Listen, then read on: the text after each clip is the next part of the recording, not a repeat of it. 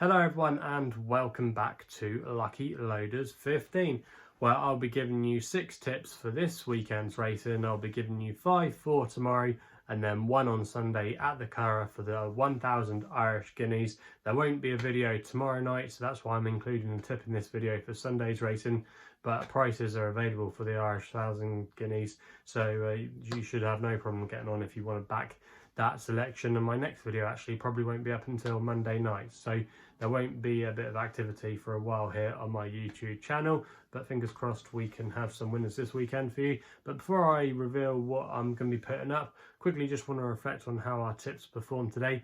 In the end, it was a slightly frustrating day after our recent good run. Last few days had been obviously really good, and we ended with a winning nap last night at Chelmsford, but our 2 selections today, I just think they're inexperience told in the end.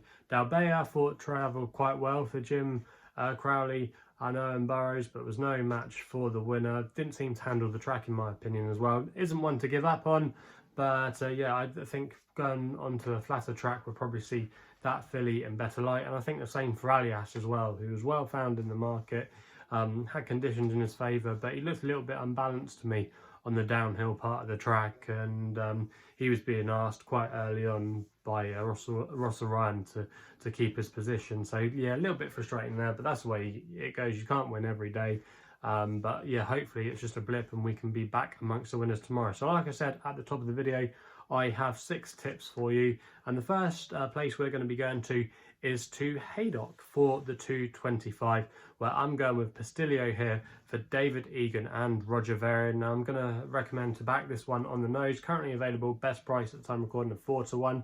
Now this horse I thought ran a cracker of a race last time out at Chester, storming home Green Book in the closing stages. I think Franny Norton was the difference that day on Green Book. It was a great ride by him from the front, you know, and Franny Norton does so well at Chester. I think he's the leading all-time jockey there, and he was just able to dictate that race. But Andrea Zaney, once he did get into a challenging position with Postileo, he was running on really strongly at the end, and I thought really away from Chester it might be the time to catch him next time out. So I think tomorrow at Haydock he's got an excellent chance. He is going to be taking on Green Book again, but Postileo is receiving there's a £7 difference of the weights this time, so it's going to be more in Postileo's favour, and I think these testing conditions won't be a problem at all. His pedigree suggests it, and also as well there was a bit testing at Chester for the May Festival we had a couple of weeks ago there. It did rain there, so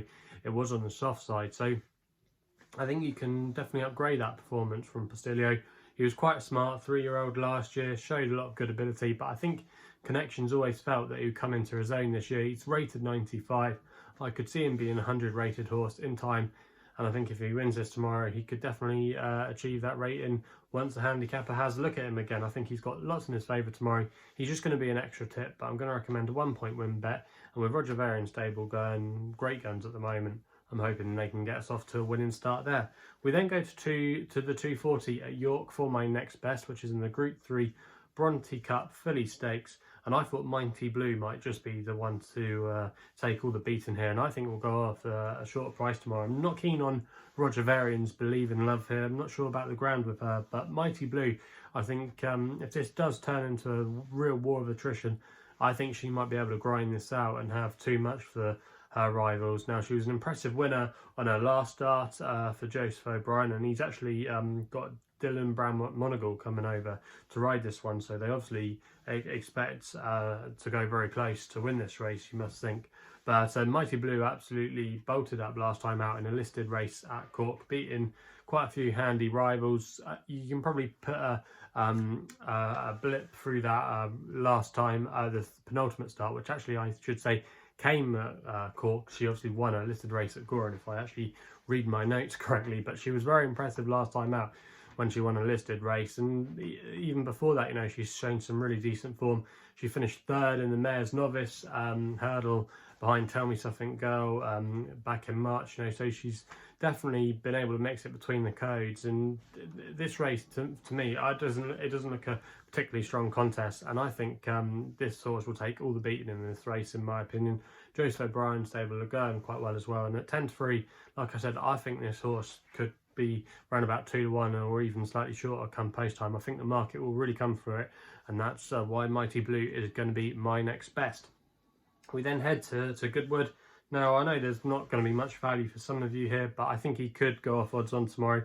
It runs in the 250. It's going to be an extra tip, and I'm going to put Aldari up for Jim Crowley and William Haggis. The currently available best odds at the time recording of 6-5. That was with William Hill. And also as well, Bet365 can recommend a 1-point win bet here. 3 out of 3 so far. And you might remember a few weeks ago I put up a horse called Big Nasty in a handicap at Ascot. Was my nap of the day, my only tip that day as well. Recommended each way, and he ran an absolute cracker to finish in second place at a nice double figure price. But he was caught late on by this fella, Aldari, who never really looked out of second gear that day. He showed that he was a group horse in the making, in my opinion. And the handicapper has had his say. He's raised him to a mark of 105, but I think he's still a group horse in a handicap. And I think he'll win this tomorrow, and we'll see him going on to bigger and better things. The ground shouldn't be a problem as well. He dotted up at Leicester last season on heavy ground, so a lot of things to like about his chances tomorrow. And I think he'll just take all the beating in this, and it'll be another step in his upward progression, and I think he'll remain unbeaten after the race. We then head back to Haydock for my long shot of the day, which runs in the 3:35, the Sandy Lane Stakes. It's a Group 3 for 3-year-olds. My long shot here is going to be Light Refrain for Tom Marquand and William Haggis in the colours of Her Majesty the Queen. Now, this horse tomorrow is currently available at the time recording at 15-2. That price was available with SkyBet, who offer him 4 places on the race. Not going to be the biggest long shot I'm ever going to tip up, but it's going to be my only each way bet this weekend. And I'm going to recommend a 0.5 each way selection here. Now, this horse I think has got quite a lot in her favour tomorrow. The ground shouldn't be an issue. She's ran well on soft ground in the past, so that shouldn't be a problem. But I think the race might just unfold for her. There's quite a few pacemakers in here. I see the likes of St. Lawrence probably going handy. There's a few others as well that I think will want to be handy too. And in the end, it might just be won by the type that's the strong travelling type, which she is. I could see her cruising on the bridle, really travelling strongly into the race, and then Tom Marquand pushing the button and then showing a good turn of foot to get her into a really good position and eventually hopefully threaten to win the race. I think she's got a lot in her favour tomorrow. She's drawn in the right part of the track as well. She's drawn in stall late. If you're watching the racing today, they were all coming down the stand side. They often tend to do that on the flat track when the going gets soft. And yeah, I think she's got plenty in her favour tomorrow. She gets the fillies allowance as well, and I think it's a bold statement as well that William Haggis is going to be running in here. She won a listed race on her last start at Nottingham when she did the job really well. And even though the form has taken 1 or 2 knocks, I still think it's not a concern for me. But I think like Refrain here, like I said, I just think I could just see her cruising into the race tomorrow and having a good turn of foot to put a lot of these to the sword. So yeah, like Refrain, it's going to be my long shot of the day tomorrow, and fingers crossed we can get a winner at Haydock. We then go to my nap, which runs in the evening action at Lingfield in the 6:25, where I'm going to go with Danzart here for Charlie Bishop and Mick Shannon. Now, this horse at the current time recording was available at 7-2, and I think it's got a fantastic chance. I'm going to recommend a 1-point win bet here.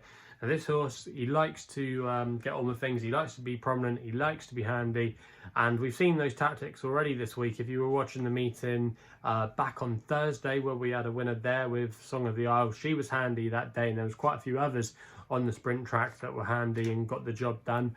And I think those tactics are going to be so vital at Lingfield tomorrow. This horse as well has proven himself on soft ground, finished second on his last 2 starts, but since he's been fitted with the hood, he seems to have settled now, and it's brought him forward, and he's looked more like winning the race, to be honest with you.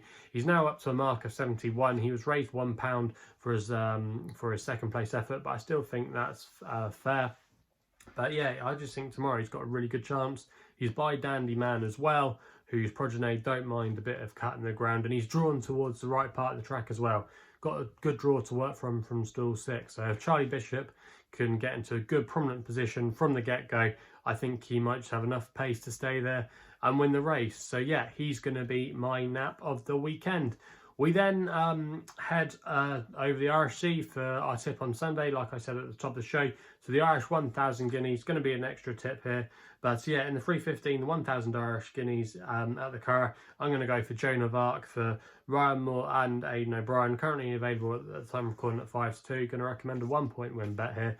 I think she could be on an upward curve, this filly, and there could still be a lot more to come. She's got a lovely pedigree. She's related to Glen Eagles, and what we've seen so far, I think she's a really improving type and could have a lot more to offer. She won here back in March when she showed a good turn of foot in deep conditions, and obviously we know we're going to get that this weekend at the Curragh. They are actually expecting to see if they're going to be able to run on Saturday, so hopefully they'll get the green light.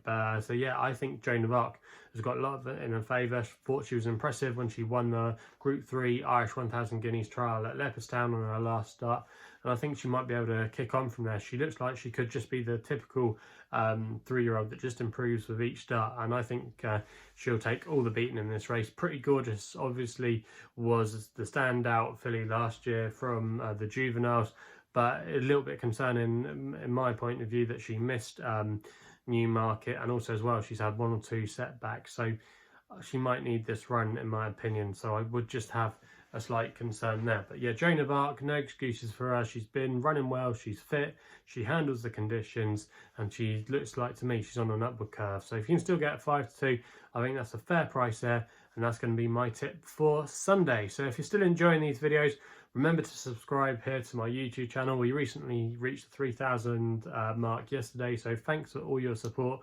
Also as well, if you are enjoying these, remember to hit the thumbs up button and leave your comments in the comments box below on what you're going to be backing tomorrow. Also as well, if you want to follow me on Twitter, you can do, where my handle is at LuckyLoader15. And if you want to find out a little bit more about myself, my website is www.chrisloaderracing.co.uk. So please game responsibly. Hopefully we can have some winners tomorrow, and we'll be seeing you soon.